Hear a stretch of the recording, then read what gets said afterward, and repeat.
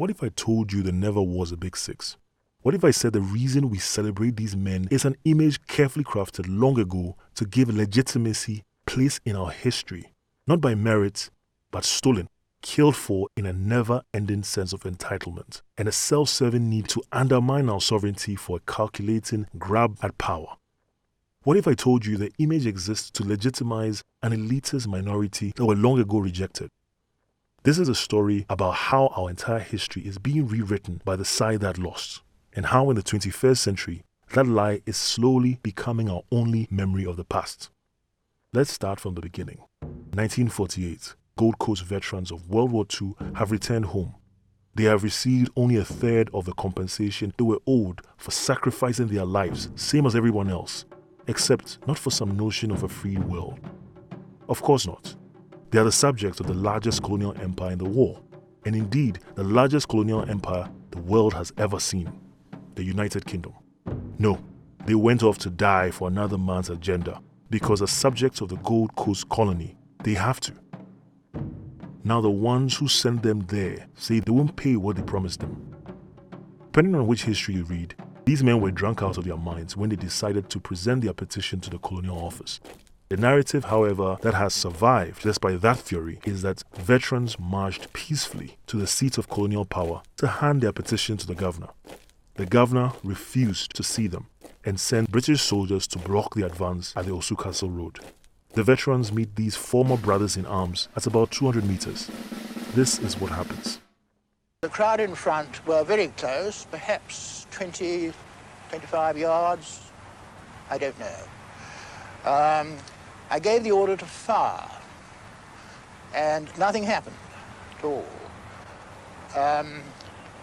We were obviously going to get overrun at any moment, and I retreated back onto the firing party and tore a rifle out of the hands of one of the men, and I myself fired at a man in front who was urging the crowd forward, and he was killed, and I think I fired a total of another 5 shots, and the crowd turned around and made off. Shortly after the confrontation, riots break out across Accra and across the entire colony. But who is to blame? Some believe it is these men. But is it true? These men, most of them direct benefactors of indirect rule, the system the British used and the West still uses, indoctrinate the African leader with Western education, get him a comfortable lifestyle, a Western lifestyle, raise him above his peers, and he will sell his nation's future. Promise them money, gold, shiny objects, educate his children, and you can perpetuate an oppressor class serving on your behalf in a foreign land. This was the basis of indirect rule, the system the British used to control their African domain. Some of the Big Six were royalty. Under colonialism, that was the equivalent of the house Negro, or Uncle Tom, who will trade the freedom, sovereignty, and security of an entire nation for creature comforts. And this is precisely what happened. Immediately after World War II, much of the British colonies across the world began agitating for independence, except Africa. The reason was because those who claimed to be activists for freedom were in fact comfortable, well-fed, well-positioned elites. They put on a show, but were in no hurry to rush the matter until they could maneuver to have themselves as Lord Supreme over their fellow black.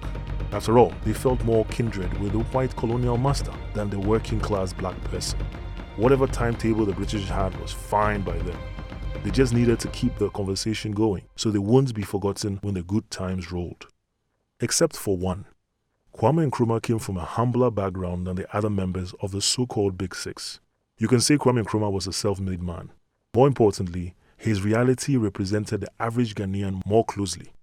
Educated, his activities in the United States where he schooled showed an imperviousness to indoctrination about himself and about black power. For a man like Kwame Nkrumah, independence took on the necessary urgency it demanded. Like a true African leader, he was in touch with the pulse of the everyman. When arrested, William Oforiatta, or Pa Willie he was affectionately called, had this to say. We were not expecting to be arrested, but we were arrested, and we didn't actually weren't very angry because they came and said, well, we don't really know whether you are the cause of it, but your presence here does not seem to conduce to peace, so we'll take you away. How diplomatic. And that's because it was found out almost immediately that Kwame Nkrumah was the only one actually responsible for channeling the resentment following the shooting at Osu Castle Crossroad into colony-wide riots. Well, that's what the British and the colonial sympathizers call it, riots. Let's call it what it was. National revolt. And everyone knows oppressors fear revolution. Oppressors prefer a long-suffering oppressed people to be docile, accepting of their fate for any manner of abuse. Only true leaders cultivate a defiance in their own people, because a true leader knows defiance can be channeled into agency. Defiant people are the only true system that keeps leaders in check.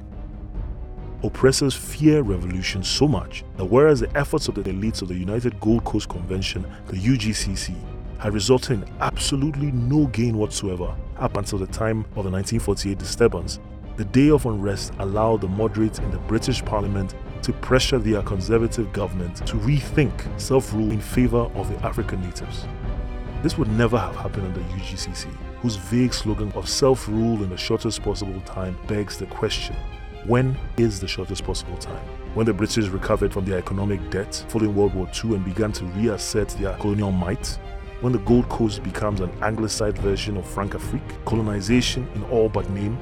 Independence was never guaranteed, and now, due to the resistance of a few, it would have to be fought for. Nkrumah broke away from the UGCC to form the Convention People's Party, the CPP. Their mantra was self-government now. Nkrumah's view on the matter were adapted from a quote by Thomas Jefferson: "We prefer self-governance in danger than servitude in tranquility."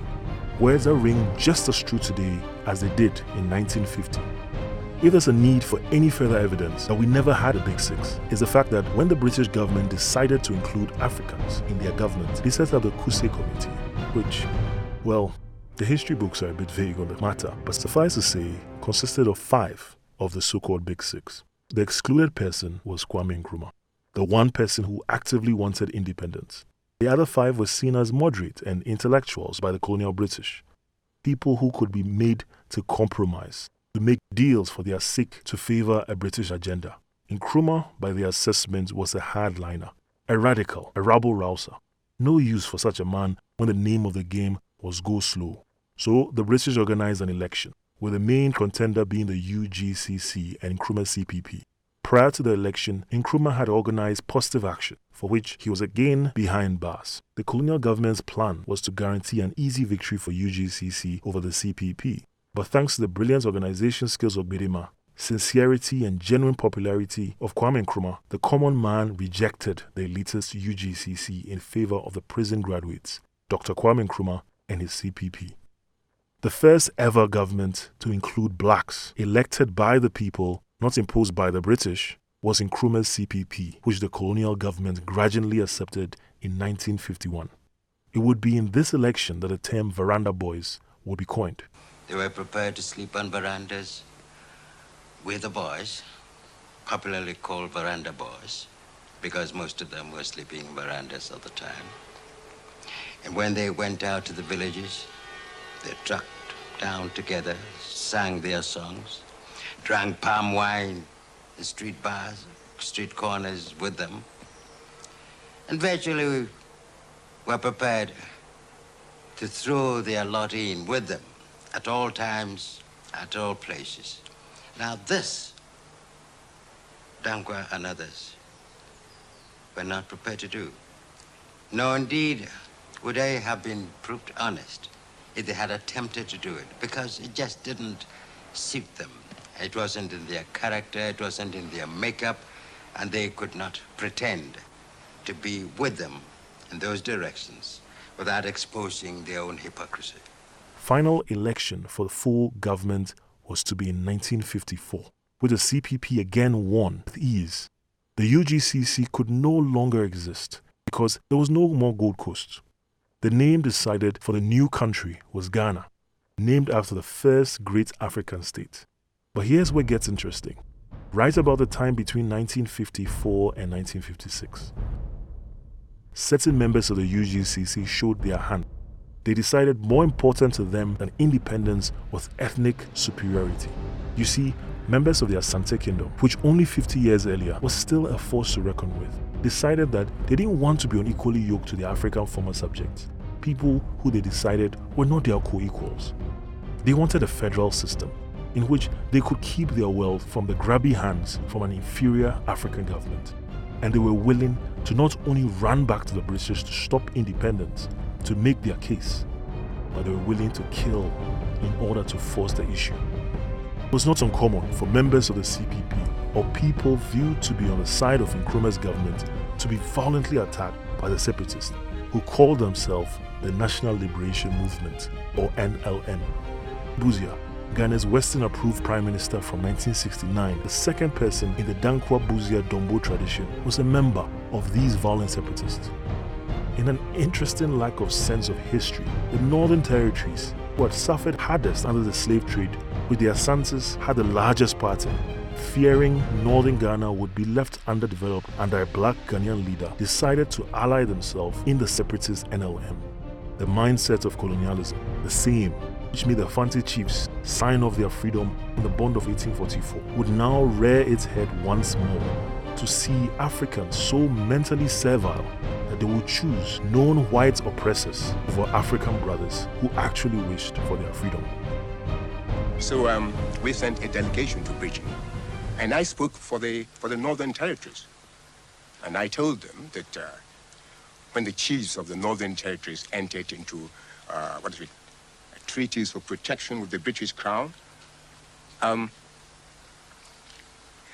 they understood it to mean not only protection from internal and external threats, but also a responsibility on the part of the British Crown to lead the people, to stand on their feet and be able to manage their own affairs. Now, we felt Britain had not honorably played her part in that aspect. And I told them that, well, when the first British men came to our place, they told our fathers to look to them, and that they were going to lead them step by step into a prosperous and happy country. And they believed them and felt the white man never lied. I used that expression. I said, they believed the white man never lied, but it appears you are going back on your word, which means you are not going to lie to them to use that word. So I thought Britain had a moral obligation, to help us out of our present difficulty. Even the governor couldn't go to Kumasi without threat of force visited upon him from the NLM. The British informed Nkrumah that there would be need for a referendum to decide if independent Ghana would become a united country or a federal state divided across ethnic lines. The argument was that with the violence as it was, they couldn't grant Ghana independence just yet, lest she explode into civil war. Something which federal Nigeria would do in the Biafran War. So full independence was again suspended. The struggle had to continue for 2 more years. Finally, Nkrumah's CPP won against the NLM with enough seats in parliament to abolish the possibility of any party founded on tribal, religious, or other separatist lines, ensuring a united Ghana would be in a position to set the stage for the vision of a united Africa. Parliament will again turn to a legal use of referendum after Ghana became a republic, and Ghanaians voted for a one-party state free of violent partisan strife. But that's a story for another time. As the national anthem played officially for the first time on 6th March 1957, Kwame Nkrumah, barely able to hide his tears, knew all too well how hard he had to fight. Yet even he couldn't have foreseen how insidious the elitist reactionary truly were, how far the Western assets in his midst will go to undermine Ghana's sovereignty, and for how long Ghana would have to struggle to root out prejudice centered on ethnicity, class, and privilege. Nkrumah would not live to see a truly free Ghana. He would die in exile, in Conakry. His years as leader plagued by would-be assassins, Western spies and reactionaries. The CPP would be toppled in a right-leaning coup d'etat by Western agents Kotoka, Afrifra, and Ankara, aided by British, France, and the United States of America. And despite the perpetrators making the argument for the coup being one to re-establish democracy, the CPP would be banned from standing for election until the early 1990s. However, on 6th March 1957, We were independent of Britain, yes, but did we know we were free? Had we truly thrown off oppressors' rule, or would history be once again rewritten to make heroes appear as villains and reactionaries appear as democrats? This is not a celebratory video. The battle is not won. Our struggle continues. This is a video to remind us all, to ask ourselves, which kind of African are we? There is a reason this fiction of the Big Six perpetuates itself.